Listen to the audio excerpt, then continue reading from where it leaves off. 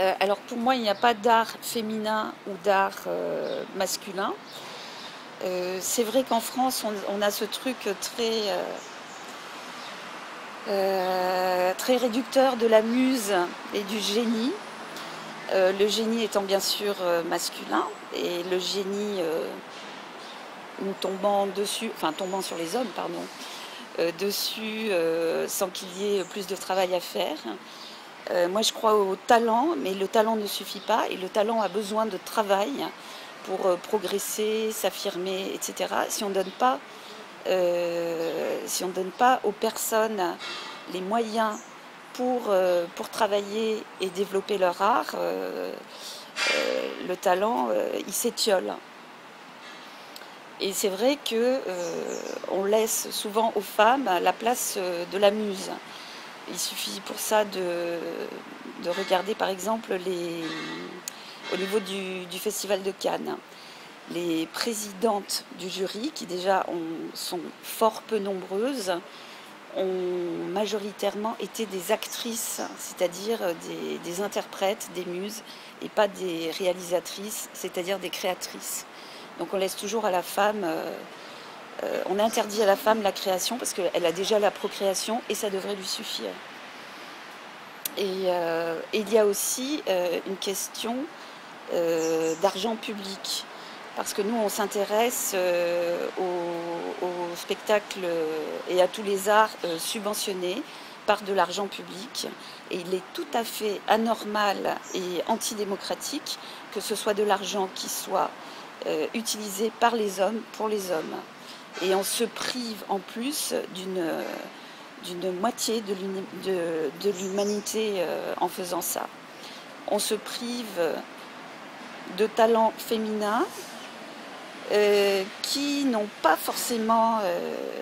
ce ne sont pas parce qu'elles auront une vue féminine des choses ou un art féminin. Il n'y a pas d'art féminin pour moi, il n'y a que de l'art.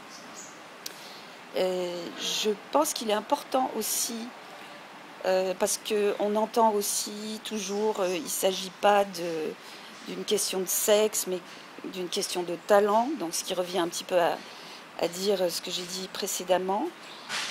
On nous parle aussi de critères objectifs de qualité.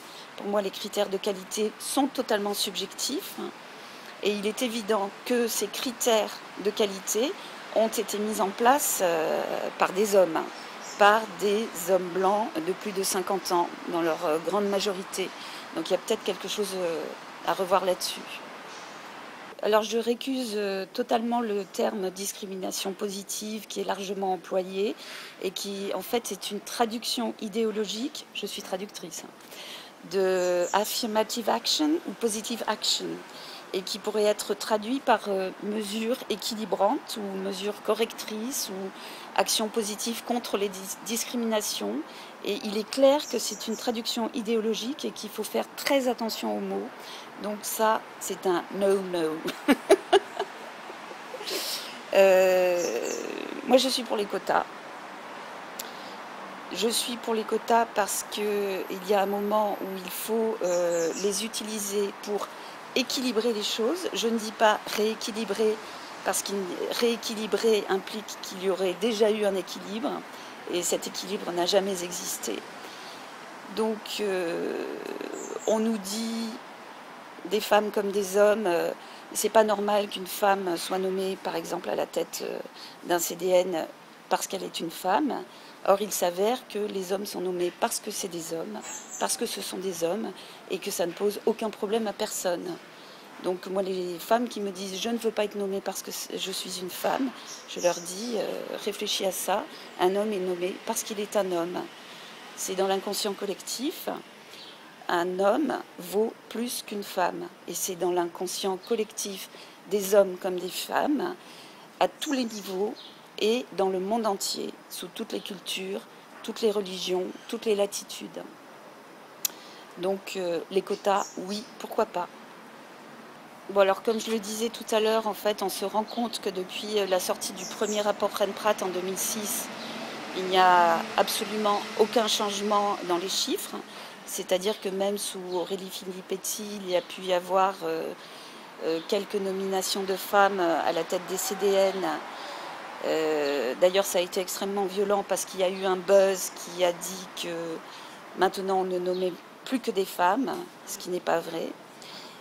Il faut savoir que dans un groupe, dans une population donnée, quand il y a 30% de femmes, on a un ressenti de parité, et quand il y a 50% de femmes, on a un ressenti de totalité de femmes.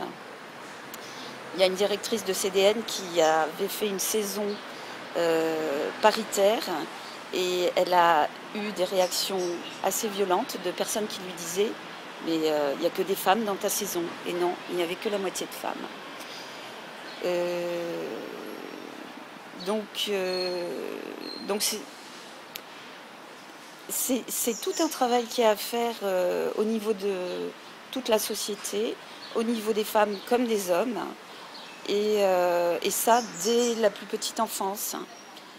Il y a plein d'études qui ont été faites qui démontrent que dans l'inconscient collectif, une femme vaut moins qu'un homme. Et il y a eu des tests en aveugle sur des CV, le même CV avec un nom d'homme et un nom de femme, et on prenait en compte le CV de l'homme, mais on disait que la femme, si elle avait un CV magnifique, on disait qu'elle se la pétait, ou des choses comme ça, chose qu'on ne dit jamais pour les hommes. Une femme qui a de la poigne, on dit qu'elle est autoritaire. Un homme qui a de la poigne, on dit qu'il a de l'autorité. Et c'est toute une question de vocabulaire aussi qu'il y a à revoir. En ce qui concerne les autres discriminations, nous on travaille, pour moi c'est très important aussi de travailler sur l'intersectionnalité, c'est-à-dire ce que j'appelle la double ou la triple peine. En anglais c'est sex, class, race.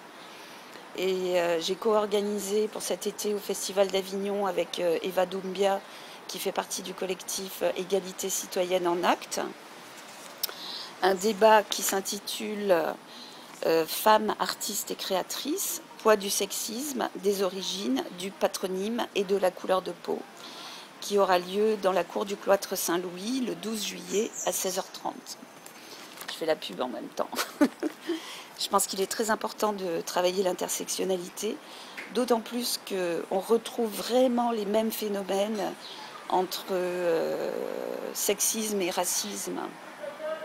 D'ailleurs, cette année, ce sont les 50 ans de la naissance du mot sexisme, qui a été forgé par une jeune prof d'une université états-unienne, qui a forgé le mot sexisme à partir du mot racisme. En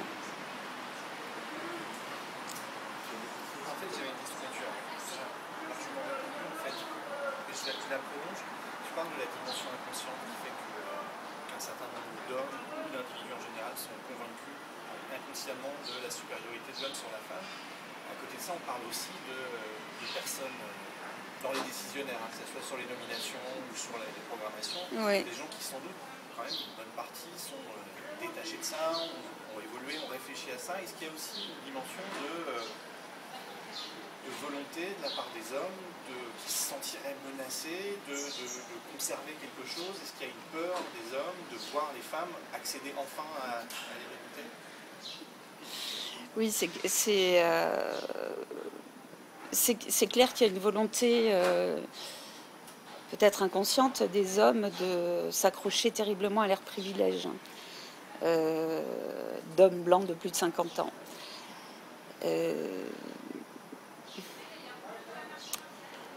C'est pour ça qu'on se rend bien compte que tant qu'il n'y aura pas de réelle volonté politique, ça ne changera pas. Même s'il y a des hommes qui s'engagent dans ce combat, s'il y a un directeur de CDN qui vient de dire qu'il allait faire la parité dans son théâtre, un directeur de théâtre national, qu'il allait faire la parité dans son théâtre l'année prochaine, c'est très bien. Je pense que ça serait encore plus fort si les personnes qui s'engageaient là-dedans le faisaient sans le dire. Parce que pour moi,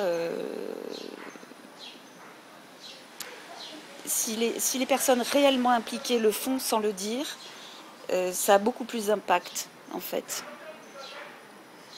Parce qu'on n'en parle pas. C'est comme si on n'avait pas besoin d'en parler et on le fait, juste on le fait. Et moi je connais des tas de directeurs enfin pas des tas, plusieurs directeurs de CDN qui sont dans cette démarche-là.